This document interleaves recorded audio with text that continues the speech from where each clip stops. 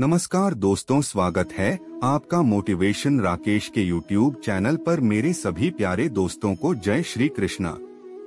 तेनाली रामा की कहानी, अपमान का बदला। राजा कृष्णदेव राय दूर दूर तक मशहूर थे। तेनालीराम ने भी राजा कृष्णदेव राय के चर्चे खूब सुने थे। तेनाली ने सुना था कि राजा चतुर और बुद्धिमानों का सम्मान करते हैं, इसलिए उसने सोचा कि क्यों न राज दरबार में जाकर हाथ आजमाया जाए। लेकिन इसमें एक अड़चन थी कि बिना किसी बड़ी मदद के वो वहां तक पहुंच नहीं सकता था। ऐसे में उसे किसी ऐसे व्यक्ति की तलाश थी जो उसे राज दरबार तक पहुंचा सके। इस बीच तेनाली की शादी मगम्मा नाम की लड़की से हो गई। 1 वर्ष बाद तेनाली के घर बेटा हुआ। इस दौरान तेनाली को पता चलता है कि राजा कृष्णदेव राय का राजगुरु मंगलगिरी नामक स्थान पर गया है। तेनाली वहां पहुंच जाता है और राजगुरु की खूब सेवा करता है और उन्हें महाराज से मिलने की अपनी इच्छा भी बताता है। लेकिन राजगुरु था बहुत चालाक। उसने बड़े बड़े वादे रामलिंग यानी तेनालीराम से किए और उससे खूब अपनी सेवा करवाई। इस बीच राजगुरु ने सोचा कि अगर कोई चतुर इंसान राज दरबार में आ गया तो उसका सम्मान घट जाएगा। इसलिए राजगुरु ने रामलिंग से कहा कि मुझे जब भी सही मौका दिखेगा मैं तुम्हारी मुलाकात महाराज से करवा दूंगा। इसके बाद क्या था, तेनालीराम राजगुरु के बुलावे का इंतजार करने लगा, लेकिन कई दिनों तक कोई भी खबर नहीं आई। इस बात पर कई लोग रामलिंग का मजाक उड़ाने लगे और कहते कि भाई रामलिंग, विजयनगर जाने की तैयारी कर ली। इस बात पर तेनाली कहता कि उचित समय आने पर सब हो जाएगा।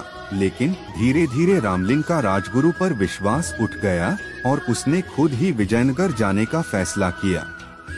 वो अपनी माँ और पत्नी के साथ विजयनगर के लिए रवाना हो गया। यात्रा के दौरान किसी भी तरह की परेशानी आती तो रामलिंग राजगुरु का नाम ले लेता। रामलिंग ने अपनी माँ से कहा कि व्यक्ति जैसा भी हो, लेकिन नाम ऊंचा हो तो सभी काम हो जाते हैं, इसलिए मुझे अपना नाम बदलना होगा। महाराज कृष्णदेव राय के प्रति अपना सम्मान प्रकट करने के लिए मैं भी अपने नाम के साथ कृष्ण लगाऊंगा। इस बात पर तेनाली की माँ ने कहा कि बेटा, मेरे लिए तो दोनों नाम बराबर हैं। मैं तुझे राम बुलाती थी और आगे भी इसी नाम से बुलाऊंगी। 4 महीने की यात्रा के बाद आखिरकार तेनालीराम विजयनगर पहुंच जाता है। उसे राज्य की चमक-दमक देखकर बड़ा अच्छा लगा। बड़े बड़े घर, साफ सड़कें और बाजार को देखकर वो दंग रह गया। इसके बाद वहां कुछ दिन ठहरने के लिए उसने वहां के किसी परिवार से प्रार्थना की। फिर वो अकेला राजमहल की ओर निकल पड़ा। वहां पहुंचकर उसने एक सेवन के हाथों राजगुरु तक संदेश भिजवाया कि तेनाली गांव से राम आया है। लेकिन सेवक ने वापस आकर बताया कि राजगुरु इस नाम के किसी भी व्यक्ति को नहीं जानते हैं।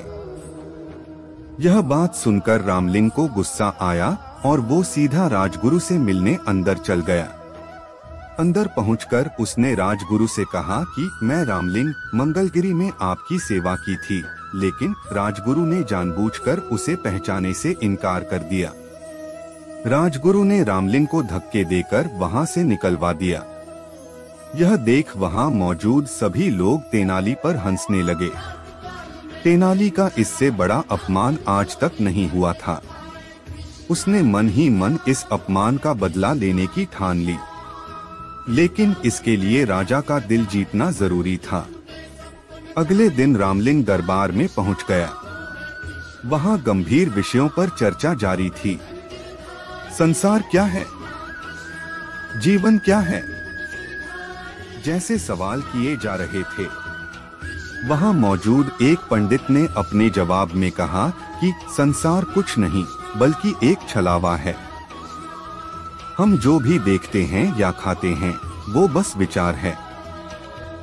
सच में ऐसा कुछ होता ही नहीं है, लेकिन हमें लगता है कि ऐसा होता है। इस पर तेनालीराम ने पूछा कि क्या सच में ऐसा होता है? उस पंडित ने कहा, यह बात शास्त्रों में लिखी हुई है और शास्त्र गलत नहीं होते, लेकिन तेनालीराम को अपनी बुद्धि पर पूरा विश्वास था। इसलिए उसने वहां मौजूद सभी लोगों से कहा कि क्यों न पंडित जी के विचारों की जांच की जाए। महाराज की तरफ से आज दावत का आयोजन है। हम सब खूब खाएंगे, लेकिन पंडित जी कुछ नहीं खाएंगे। पंडित जी बिना कुछ खाए भावना करेंगे कि वो खा रहे हैं।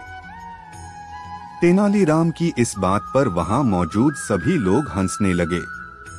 पंडित जी शर्म से पानी पानी हो गए। महाराज भी रामलिंग से बहुत खुश हुए और उसे स्वर्ण मुद्राएं भेंट की। इसके बाद राजा कृष्णदेव राय ने तेनालीराम को राज विदूषक का पद दे दिया। वहां मौजूद सभी लोगों ने महाराज के फैसले का स्वागत किया। फैसले की प्रशंसा करने वालों में राजगुरु भी था। कहानी से सीख। इस कहानी से हमें ये सीख मिलती है कि किसी का भी अपमान नहीं करना चाहिए और न ही किसी से झूठा वादा करना चाहिए। आपसे मेरी प्रार्थना है कि मुझे मोटिवेट करने के लिए वीडियो को लाइक करें, शेयर करें, सब्सक्राइब जरूर करें दोस्तों, और कमेंट में जय श्री राम जरूर लिखें।